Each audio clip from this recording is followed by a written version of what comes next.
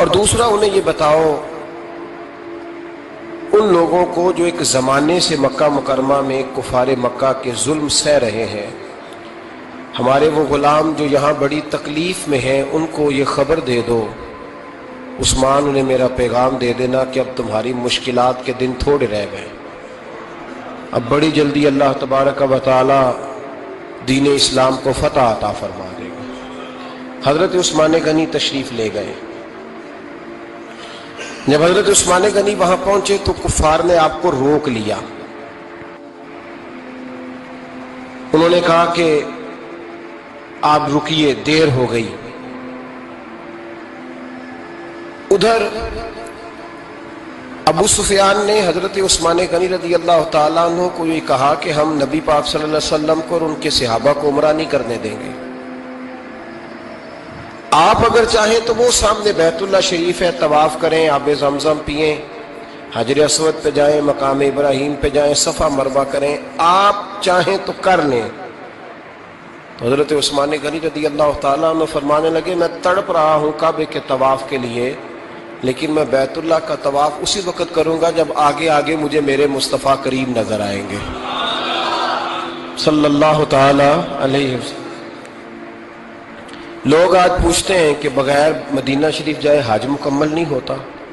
میں نے کہا مدینہ شریف کے بغیر حج ہو جاتا ہے، پر مدینے والے کے بغیر نہیں ہوتا، اس لیے کہ حضور نے فرمایا صحیح مسلم میں خذوا عنی مناسککم، حج کے طریقے مجھ سے سیکھو۔ اللہ نے تو کہہ دیا حج کرو، تفصیل تو بتائی نہیں، تو اب آپ کو حضور سے سیکھنا پڑے گا۔ مدینے کے بغیر تو شاید حج ہو جائے، پر مدینے والے کے بغیر حج نہیں ہوتا۔ حضرت عثمان غنی رضی اللہ تعالیٰ عنہ کہنے لگے میں طواف ضرور کروں گا، پر اس وقت کروں گا جب مجھے حضور آگے آگے نظر آئیں گے۔ ادھر ایک شخص نے حضور کی بارگاہ میں بھی کہا اپنوں کا نہ پتہ ہوتا ہے، دل بدستاور کے حج اکبر است، جو دل ہوتے ہیں نا، دل کو دل سے راہ ہوتی ہے۔ یہ کئی دفعہ جسم علیحدہ علیحدہ ہوتے ہیں پر یہ اکٹھے دھڑک رہے ہوتے ہیں، تو دل کو راہ ہوتی ہے۔ عرض کی یا رسول اللہ صلی اللہ علیہ وسلم عثمان غنی تو طواف کر رہے ہوں گے، صفا مروہ میں ہوں گے، بڑی موج ہوگی، آب زمزم کھول کے پی رہے ہوں گے۔ حضور نے سامنے والے کا چہرہ غور سے دیکھا، فرمایا عثمان کو تم زیادہ جانتے ہو کہ میں زیادہ جانتا ہوں؟ یا رسول اللہ آپ ہی زیادہ جانتے ہیں۔ فرمایا پھر فکر نہ کرو، عثمان میرے بغیر طواف نہیں کرے گا۔ بات ختم ہو گئی، میرے بغیر عثمان طواف نہیں کرے گا، ختم ہو۔ اب کسی نے افواہ پھیلا دی کہ حضرت عثمان غنی کو شہید کر دیا گیا۔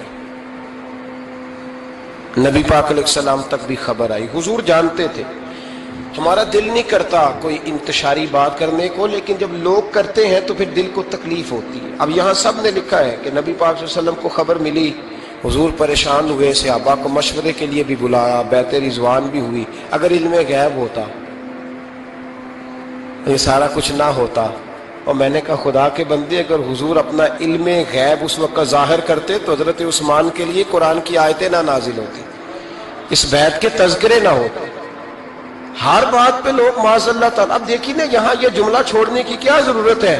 تم قوم کو کیا دے رہے ہو؟ لوگوں کو کیا بتا رہے ہو کہ نبی پاک علیہ السلام اندھیرے میں بیٹھ کے فیصلے کر رہے تھے؟ کیا بتا رہے ہو؟ آج انٹیلیجنس کی رپورٹس بتا دیتی ہیں کہ وہ فلاں کس طرح کا ماحول ہے اور آپ نے کس طرح کرنا ہے، تو تمہیں اپنی خفیہ ایجنسیوں کے مطابق تم فیصلہ کرو تو کہتے ہو ہم بھئی اندھیرے میں فیصلہ نہیں کر رہے، ہمیں رپورٹ ہے تو فیصلہ کر رہے ہیں۔ اور نبی پاک علیہ السلام کے بارے میں تم لوگوں کو یہ بتا رہے ہو کہ حضور اندھیرے میں فیصلہ کر دیتے تھے، پتہ ہی نہیں تھا۔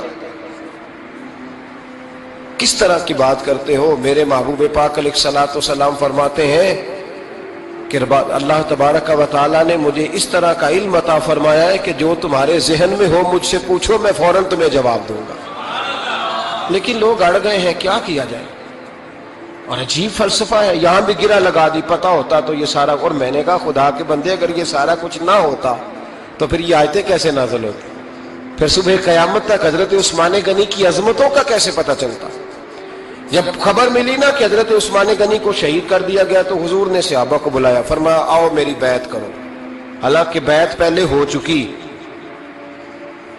آؤ دوبارہ بیعت کرو۔ یا رسول اللہ کس چیز کی بیعت کرنی ہے؟ تو نبی پاک نے فرمایا میرے ہاتھ پہ بیعت کرو، کہ ہم عثمان غنی کے خون کا بدلہ لیے بغیر یہاں سے جائیں گے نہیں، ہم عثمان کے خون کا بدلہ لیے بغیر یہاں سے جائیں گے۔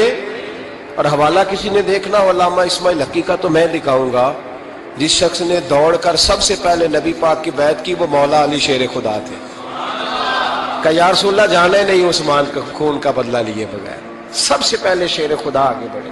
آج لوگ انہی لوگوں میں اختلاف دکھانے کی کوشش کرتے ہیں، صحیح لا حاصل کرتے ہیں۔ سب سے پہلے دوڑ کر حضرت شیر خدا آگے بڑھے، کہ حضور میں بیعت کرتا ہوں۔ نبی پاک نے صحابہ کے ہاتھوں میں بیعت ہو رہی ہے۔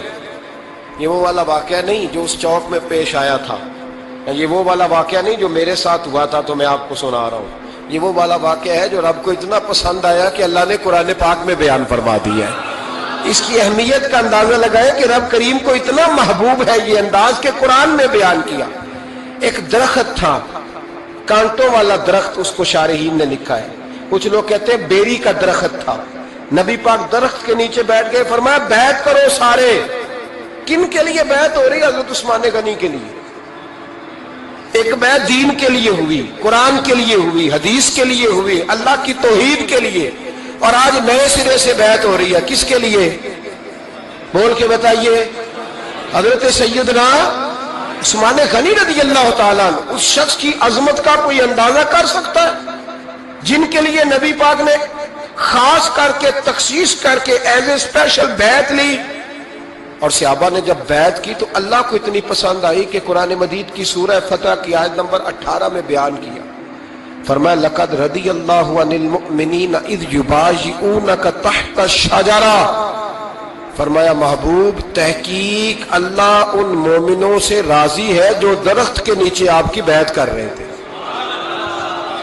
تحقیق اللہ ان سے راضی ہوا، ان ایمان والوں سے جو درخت کے نیچے آپ کی بیعت کر رہے تھے، درخت کے نیچے تحت الشجرہ۔ قرآن مجید کے الفاظ اگر آپ غور کریں گے تو آپ کو حضرت عثمان غنی کی عظمت کا پتہ چلے گا، اور اس واقعے کی حساسیت کی آپ کو سمجھ آئے گی کہ بیعتیں تو مسجد میں بھی ہوئی، لیکن نام لے کے نہیں کہا محبوب جنہوں نے مسجد میں بیعت کی، نام لے کے نہیں کہا، حالانکہ وہ بیعتیں بھی اللہ کو بڑی محبوب ہے۔ بیعتیں تو میرے بھائی نبی پاک نے بیت اللہ شریف کے پاس بھی کی، مسجد نبوی میں بھی کی، لیکن یہاں نام لے کر کوئی بھول نہ جائے۔ کسی نے کہہ دینا تھا کوئی اور بیعت تھی، جی لوگ شرح کر رہے ہیں نا مرضی، وہ تو کسی اور کی بیعت، نام لے کے کہا محبوب تحت الشجرہ، وہ جو درخت کے نیچے بیعت ہوئی، وہ جو بیعت درخت کے نیچے ہوئی، اور جنہوں نے بیعت کی لقد رضی اللہ عن المؤمنین، تحقیق اللہ ان مومنوں سے راضی ہو گیا۔ اللہ ان مومنوں سے، صحیح بخاری صحیح مسلم میں صحابہ نے پوچھا یا رسول اللہ اللہ کس طرح راضی ہوا ہے؟ فرمایا آج جس نے میرے ہاتھ پہ بیعت کی ہے رب کریم نے وعدہ کر لیا ہے سب کو جنت عطا فرمائے گا، جنتی ہو گئے سارے۔ حضرت عثمان غنی رضی اللہ تعالیٰ عنہ کی یہ عظمت، یہ شان قرآن پاک نے بیان کر دی کہ حضرت عثمان کے نام پر صحابہ جمع ہوئے، تو اللہ تبارک و تعالیٰ نے اس واقعے کا ذکر قرآن مجید میں فرما دیا۔ میرے عزیز دوستو، حضرت عثمان غنی کو اللہ نے بڑی شان عطا فرمائی، بڑا مرتبہ دیا، بڑے حسین و جمیل، بڑے خوبصورت آدمی تھے۔ دیکھو نا کیا شان ہے حضرت عثمان ذی النورین۔ یہ ذی النورین کا کیا معنی ہے؟ دو نور کون ہے؟ حضور کی دو صاحبزادیاں۔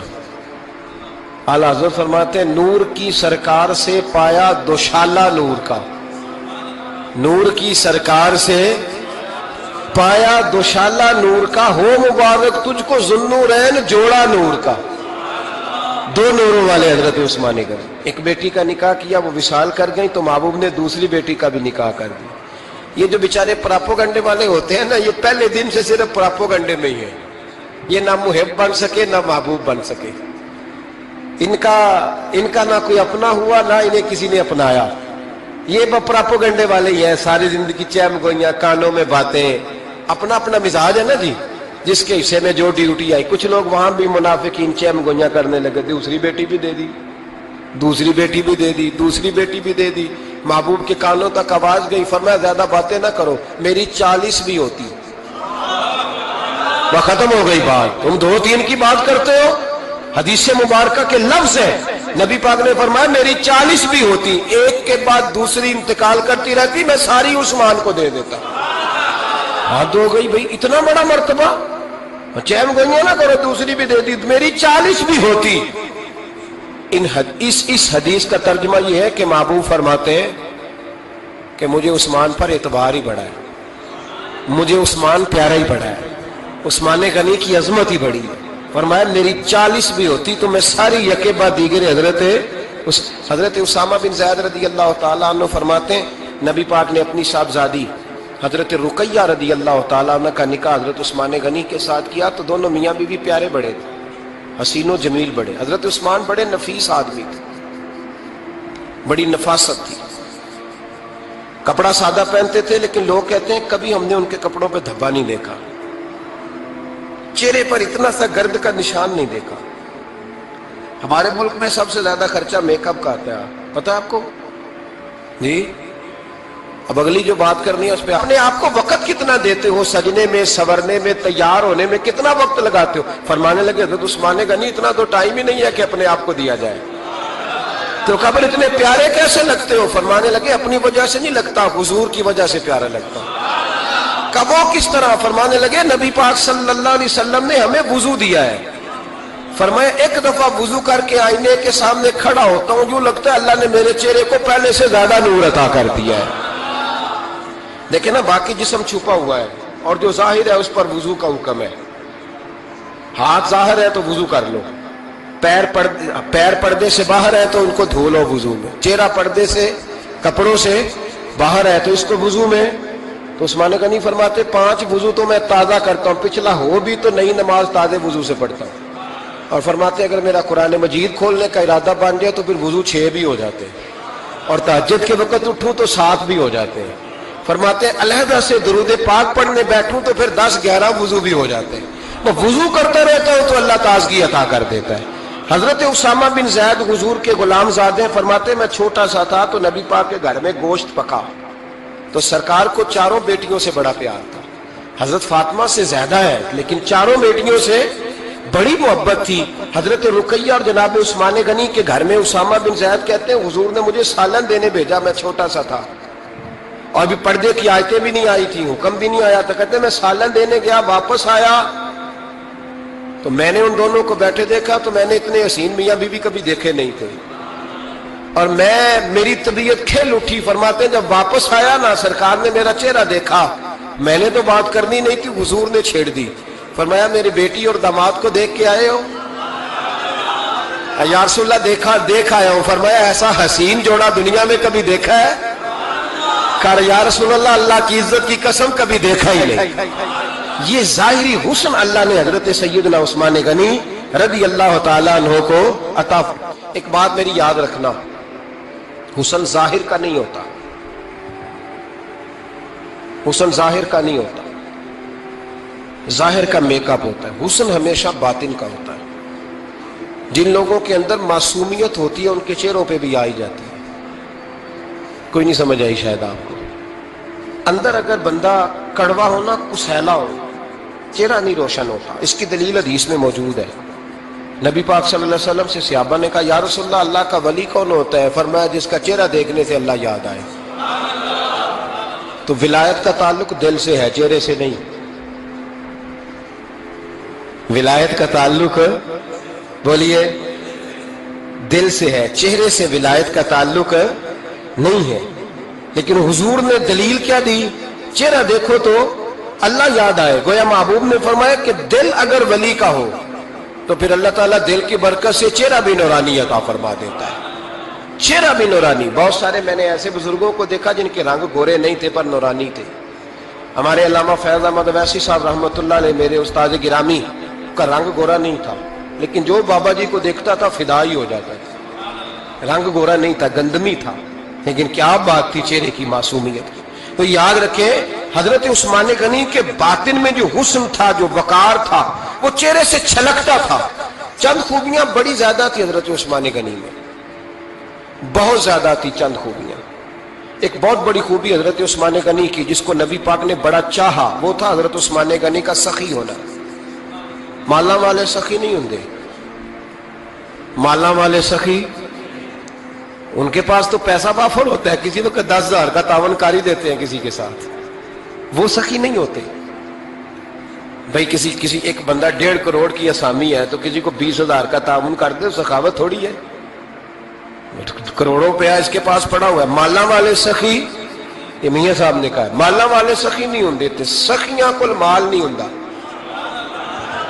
سخیاں کل مال ہے، اس لیے کہ جمع کریں گے تو رہے گا نا، وہ سخی جمع کرتا ہی نہیں۔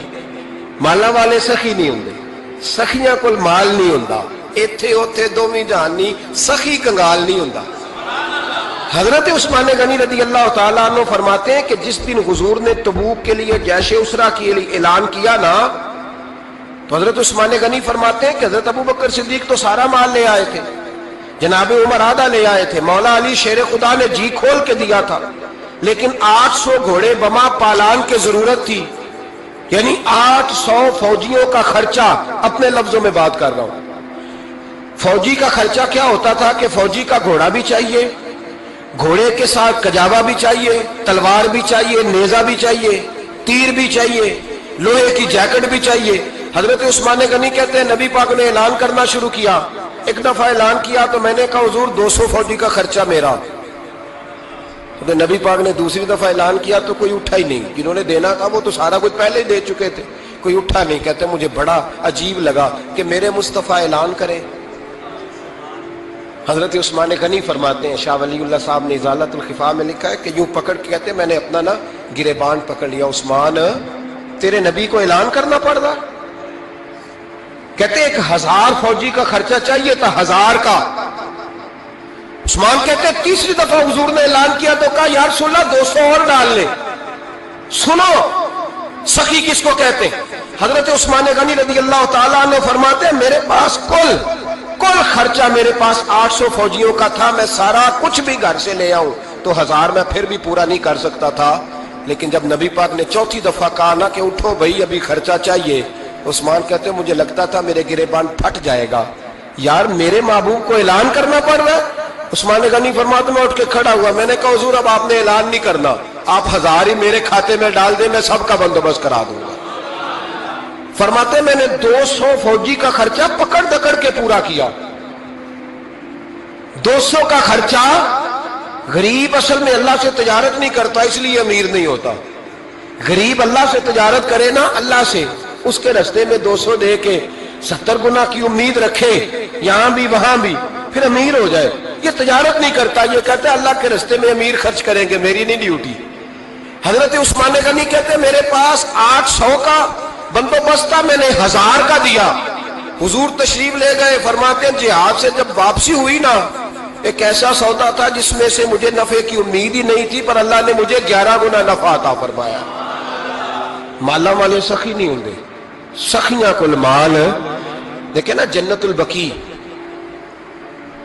وہ والا قبرستان جس میں کوئی دفن ہو جائے تو نبی پاک کی سفارش کا حقدار ہو گیا، وہ والا قبرستان جس کا نام ہی جنت ہے۔ وہاں نا ایک یہودی اپنے جانور باندھا کرتا تھا، تو سرکار ایک دن اس طرف گئے تو واپس آئے، حضرت عثمان غنی قریب کھڑے تھے، نبی کریم صلی اللہ تعالی علیہ وسلم نے فرمایا عثمان اس جگہ کی طرف ذرا چکر لگانا، جگہ بڑی اچھی ہے۔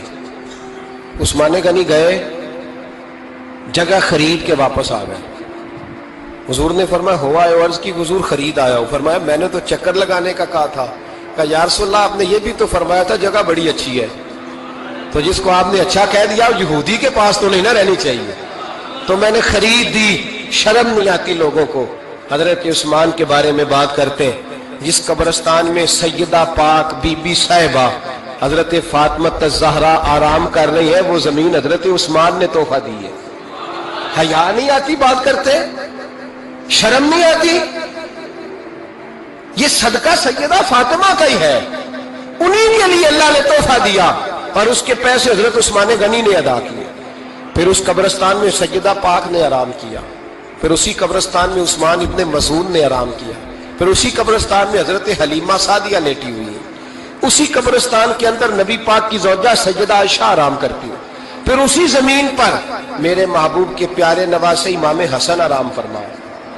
حضرت عثمان غنی رضی اللہ تعالیٰ عنہ کے بارے میں بات کرتے میری زبان نہیں کانپتی؟ ان کو بات کرتا ہے، جن کے تحفے اہل بیت نبوت نے قبول فرمائے اور وہاں آرام کرنا انہوں نے پسند کیا، اتنا بڑا جرت بند ہو گیا تو؟ حضرت سیدنا عثمان غنی رضی اللہ تعالیٰ عنہ سخاوت کی تو کمال کر دیا حضرت عثمان غنی، اور پھر ضرورت سے زیادہ پیسے دے کے۔ وہ کنویں کی بات بڑی معروف ہے، میں نے بس اشارہ کرنا ہے، نبی پاک نے بھی اعلان کیا تو بڑا ہی اعلان کر دیا، فرمایا وہ میٹھے پانی کا کنواں ہے، قبضہ یہودی کا ہے، جو بندہ خرید کر وقف کرے گا نا اسے کیا ملے گا؟ تو حضور نے فرمایا میری جیب میں جنت کی ٹکٹ ہے، میں اسے جنت دے دینی، یہ ہے عرض جنت، یہ طیبہ کی زمین ہے، جنت بھی یہی، مال کے جنت بھی یہی ہے، جنت لے لے مجھ سے، لے لے۔ حضرت عثمان غنی گئے، اس کو کہا بھائی کنواں میرے ہاتھ بیچ دے، کنویں کی قیمت تھی 500-700 دینار، تو حضرت عثمان 500-600 دینار کل کنویں کی قیمت تھی۔ جناب عثمان غنی گئے، یہودی کو پتا تھا کہ یہ خریدنا چاہتے ہیں، فرمایا یار یہ کنواں بیچ دو، کہنے لگا نہیں بیچنا، فرمایا قیمت منہ مانگی، کہنے لگا قیمت میری مرضی کی، تمہاری مرضی کی، اپنی اپنی اوقات ہوتی ہے نا قیمت لگانے کی، تمہاری مرضی کی۔ کہنے لگا میری شرط ہے میں ایک دن کے لیے کنواں دوں گا، ایک دن میں ایک دن آپ، فرمایا یہ بھی منظور ہے۔ کتنے پیسے؟ اس نے کہا میں 3000 دینار لوں گا، 500-600 کا ہے۔ حضرت عثمان غنی فرمانے لگے تو نے اپنی اوقات کے مطابق 3000 مانگا ہے، میں 40,000 لے کے آیا تھا، اپنی اوقات کے مطابق مانگا، 40,000 دینار میری جیب میں۔ یہودی کہنے لگا عثمان تو تاجر ہے، اور عام تاجر نہیں، عالمی سطح کا تاجر ہے، لوگ تیری تجارت کی مثالیں عرب میں دیتے ہیں، پر 500-600 کا کنواں 40,000؟ فرمانے لگے مسئلہ کنویں کا نہیں، مسئلہ مصطفیٰ کے فرمان کا ہے، وہ جو حضور کا فرمان پورا کرنا ہے نا اس کے لیے 40,000 تھوڑے ہیں، میرے پاس تھے ہی اتنے جو لے کے آیا ہوں۔ حضرت عثمان نے پیسے چکائے، اس نے کہا ایک دن پانی ملے گا، فرمایا منظور ہے۔ وہ ایک دن بیچا کرتا تھا پانی، حضرت عثمان نے اعلان کر دیا جو میرا دن ہے نا فری پیو، اپنے بھی پیو، بیگانے کا اعلان کوئی نہیں کرنا، میرا کوئی پروگرام نہیں۔ لیکن آپ مطلب ہلکا ہلکا ایسے ایسے دیکھیں گے، سوچیں گے، غور کریں گے، او بھائی پیسہ بھی بانٹنے سے، چلو بولو تو صحیح نا، اس پر بھی آپ حامی تو بھرے نا، سچی بات کر تو لینی چاہیے نا۔ چلے عمر آپ 2 سال کے بعد کر لینا، 6 سال کے بعد کر لینا، پر ہاں نہ تو صحیح کرے نا، پیسہ بھی ہمیشہ بانٹنے سے۔ ملا رومی رحمت اللہ علیہ فرماتے ہیں کنویں سے سادہ پانی نکل جائے تو تازہ آ جاتا ہے، اور اگر پانی کنویں کے اندر رہے سارا ختم نہ ہو تو باسی ہو جاتا ہے۔ اس لیے فرمایا کرتے تھے میں اس کنویں سے پانی پیتا ہوں جس پہ رش زیادہ ہوتا ہے، اس لیے کہ وہاں سے پانی ختم ہوتا ہے تو تازہ آتا رہتا ہے۔ فرماتے تو اللہ کے رستے میں سارا خرچ کر دے، اللہ تازے عطا کر دے گا اور پہلے سے زیادہ عطا کر دے گا۔ میرا آپ کا مسئلہ یہ ہے کہ تجارت بندوں کے ساتھ ہے، بندوں کے ساتھ جو تجارت ہے نا بندے کنجوسی کر جاتے ہیں، بندے کا تو صحیح کام چل جائے تو پارٹنر کو فارغ کر دیتا ہے، یہ تو فارغ ہے، اور اگر کبھی کسی کی دکان میں کوئی کرایہ دار اچھا اس کی دکان چل جائے تو مالک کہتا ہے تو جا اب دکان میں نے خود کھول لی ہے، وہ فارغ کر دیتا ہے۔ بندوں کا تو مزاج ہے، اور اللہ تبارک و تعالیٰ سے جب تجارت ہوتی ہے نا، میں نے ایسے لوگ دیکھے ہیں جن کے گھروں میں لاکھوں روپیہ ماہانہ آتا ہے، غربت نہیں جاتی۔ ان کو سوچنا چاہیے کہ کثرت والا پیسہ آیا ہے پر برکت والا نہیں آیا۔ حضرت عثمان غنی رضی اللہ تعالیٰ عنہ فرماتے ہیں کہ میں نے پہلے بھی میں بڑا تاجر تھا، لیکن جب سے مصطفیٰ کے نام پر خرچ کرنا شروع کیا پھر کہاں کہاں سے آیا کب، اور بڑی سیانی بات فرماتے ہیں، آپ فرماتے ہیں میں کلمہ پڑھنے سے پہلے تجارت کو وقت زیادہ دیتا تھا، اور مسلمان ہونے کے بعد میں نے تجارت کو ٹائم تھوڑا دیا ہے، پر اللہ نے روزی مجھے زیادہ عطا فرمائی۔ اس لیے برکت پر ہماری توجہ نہیں رہی، غیبی خزانوں پر خیال ہم نے چھوڑ دیا ہے۔ غیبی خزانوں سے جو چیز ملتی ہے وہ زیادہ ملتی ہے، جو مادی ذرائع سے ملتی ہے وہ چیز کم ہوتی ہے۔ حضرت عثمان غنی پر الزام لگا جب آپ کا دور حکومت تھا، یہ یاد رکھیں کہ سب سے زیادہ الزامات حضرت عثمان غنی پہ لگائے گئے۔ جن بندوں کے قد کاٹ زیادہ ہوتے ہیں ان کے خلاف پراپوگنڈے بھی لمبے چوڑے ہی ہوتے ہیں۔ بڑی بڑی بات یاد رکھنا، کہا گیا کہ حضرت عثمان لوگوں کو نوازتے بڑا ہے، بڑا دیتے ہیں حضرت عثمان غنی۔ تو حضرت عثمان غنی فرمایا کرتے تھے حکمران تو میں آج بنا ہوں تو میں تو پہلے بھی بڑا دیتا تھا، وہ کس خزانے سے دیتا تھا؟ آپ جواب دیا کرتے، دیکھیں ذرا लाखों लोग हज करने आते थे, पर हजरत उस्मान गनी हज करने जाते तो ऐलान कर देते कि कोई हाजी हज के मौके पर आके खाना ना पकाए, सबको खाना उस्मान गनी अपनी जेब से दिया करेंगे। मिना में लंगर खाना होता था हजरत उस्मान गनी का, मिना में फरमाते थे खाओ हाजियों जितना खा सकते हो।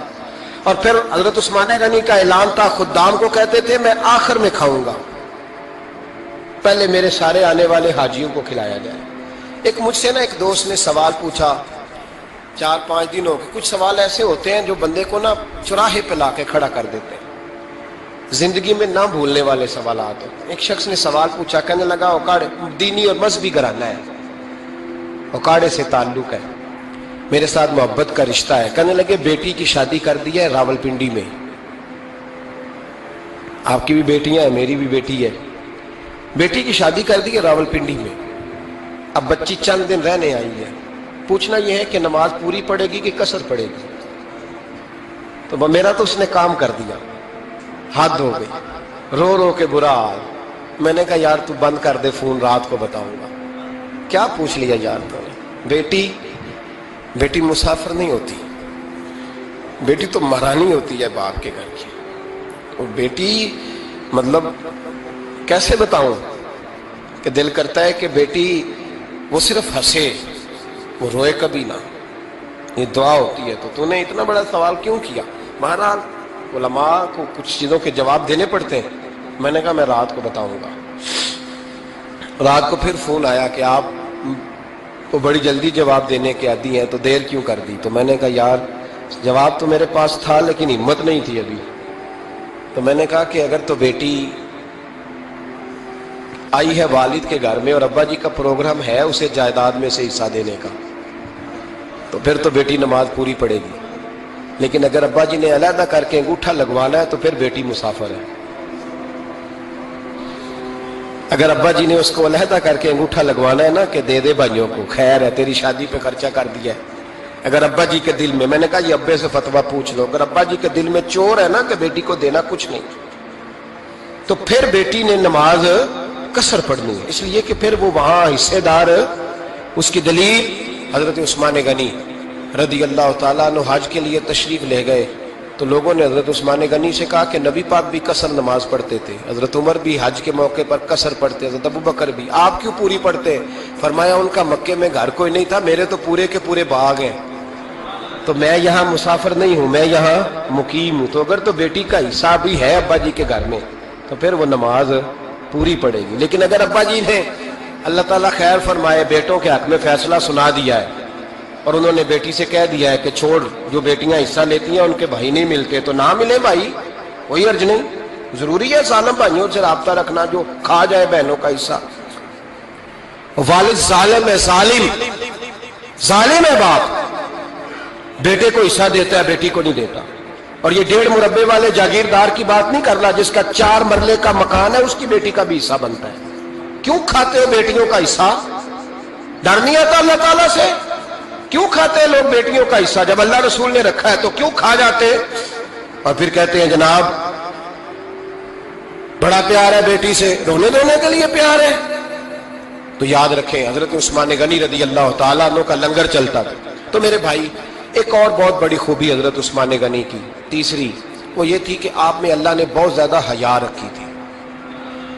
आज ना अगर आप नाराज ना हो तो हमारी हुकूमतों में जो बदतमीज ज्यादा होता है उसका ओहदा ज्यादा होता है, उसको अच्छा ओहदा मिलता है जो बदतमीजी ज्यादा करता है।